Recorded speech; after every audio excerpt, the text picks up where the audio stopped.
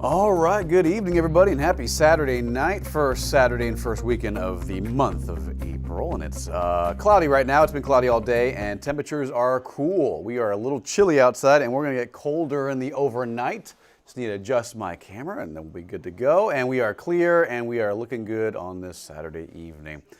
Okay, so, we have the Final Four in town this entire weekend. Matter of fact, I went to Pit Bowl last night. It was amazing. We had a great time. We had a little bit of a delay because of the weather. We had a couple of showers and storms in the area, but things worked out just fine. Now we have our first team for the NCAA championship on Monday. That's Florida. They just beat Auburn. Now we have Duke playing University of Houston, the Cougars, on CBS right now. So we're watching that very closely and also watching the weather. We have mostly clear skies by tomorrow. Right now, again, cloud cover will move out, but tomorrow morning expect very chilly temperatures, 43 degrees.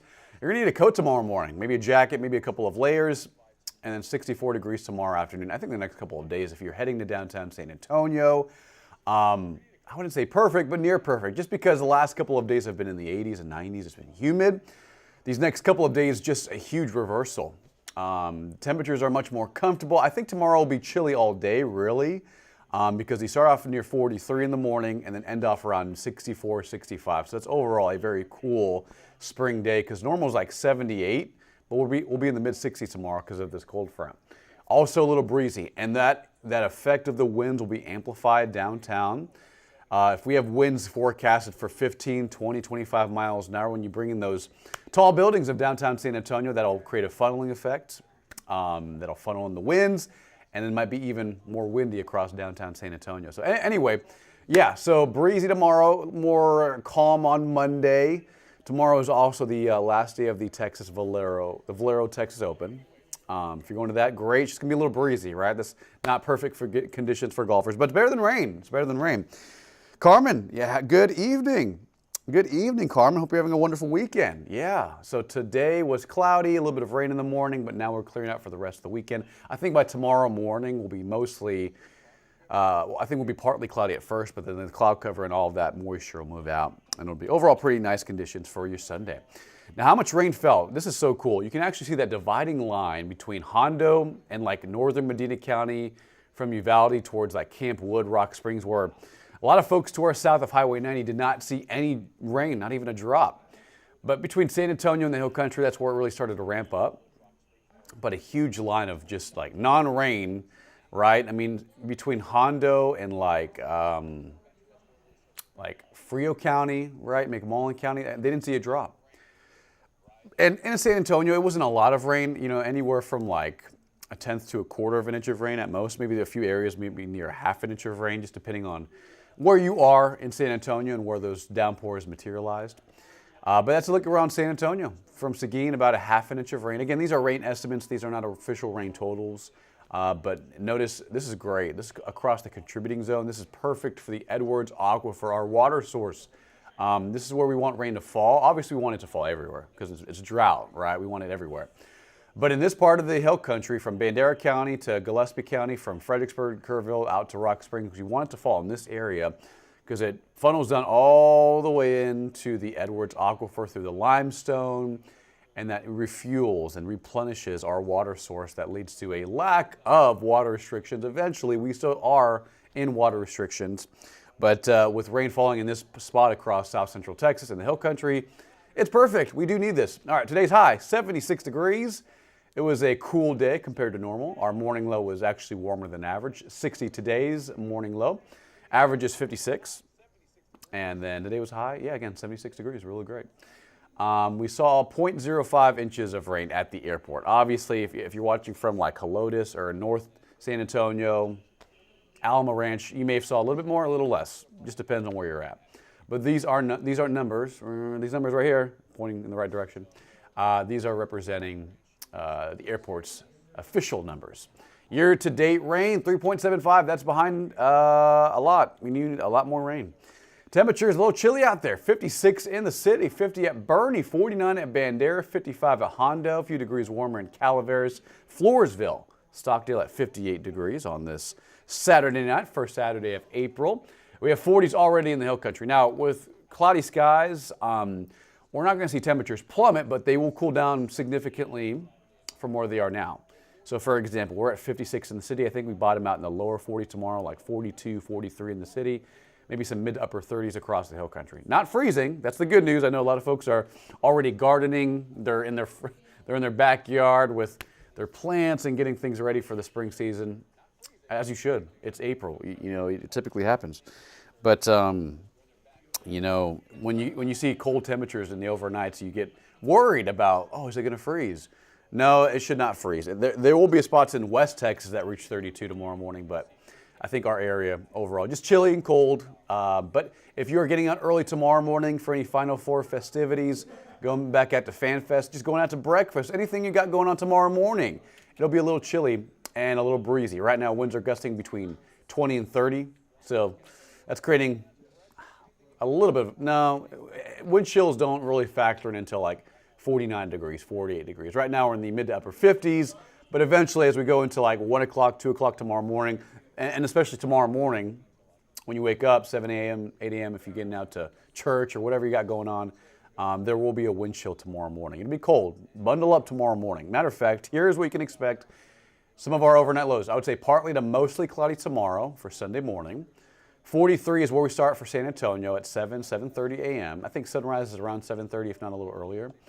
And then the hill country, probably upper 30s for tomorrow morning. So very, I'm not going to say very cold. It's going to be chilly. It's going to be very chilly, especially when you factor in that northerly wind, 15, 20, 25 miles an hour.